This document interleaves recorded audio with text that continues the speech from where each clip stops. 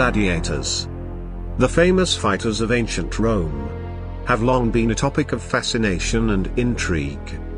These skilled warriors captivated audiences with their daring feats of strength, skill, and bravery in the arena.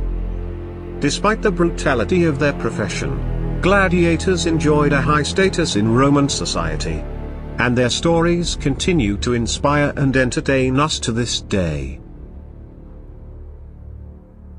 The roots of gladiatorial combat can be traced back to ancient funeral rites in Etruria, where battles between slaves and prisoners were staged in honor of the deceased. These spectacles were eventually adopted by the Romans, who transformed them into highly organized and regulated events. By the end of the 1st century BC, gladiatorial games had become a prominent feature of Roman culture, and were held in arenas across the empire. The rules and structure of gladiatorial combat evolved over time. Originally, matches were fought to the death, with combatants armed with swords, spears, and shields. However, as the popularity of the games grew, so too did the demand for skilled fighters.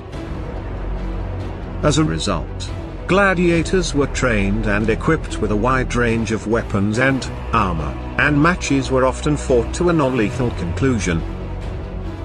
There were also different types of gladiators, each with their own distinctive style and weapons.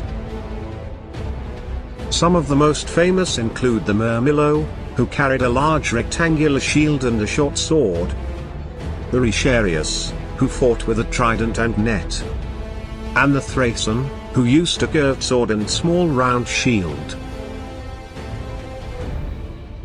Gladiators came from a variety of backgrounds, including slaves, prisoners, and volunteers seeking fame and fortune.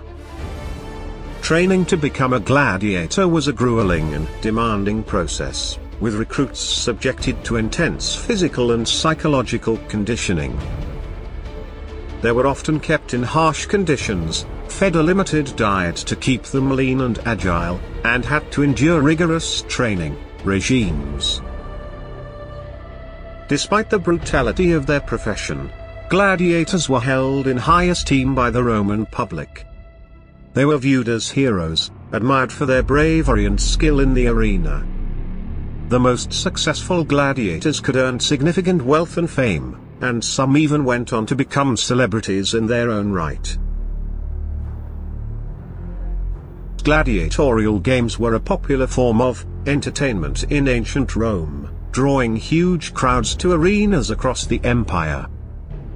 These spectacles were a chance for people to come together, socialize, and enjoy the excitement of the contests.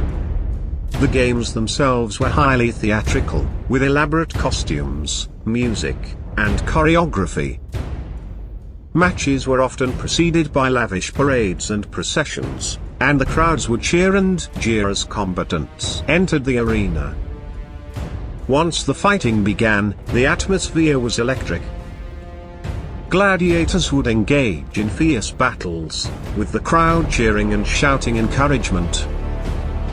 The victors were celebrated as heroes, while the defeated were either executed or shown mercy, depending on the whims of the crowd. Although gladiatorial combat eventually fell out of favor with the Roman authorities, the legacy of these fighters continues to fascinate and inspire us to this day. Their tales of courage and bravery have been immortalized in literature, art, and film, and their legacy lives on in modern sports such as boxing and mixed martial arts. In conclusion, the world of the gladiators was a complex and fascinating one, full of drama, excitement, and danger. Despite their brutality of their profession, these skilled fighters were held in high esteem by the Roman public, and their stories continue to captivate and inspire us to this day. From their origins in ancient funeral rites to their evolution into a highly regulated and organized sport, the legacy of the gladiators serves as a reminder of the enduring human fascination with strength, skill, and the thrill of competition.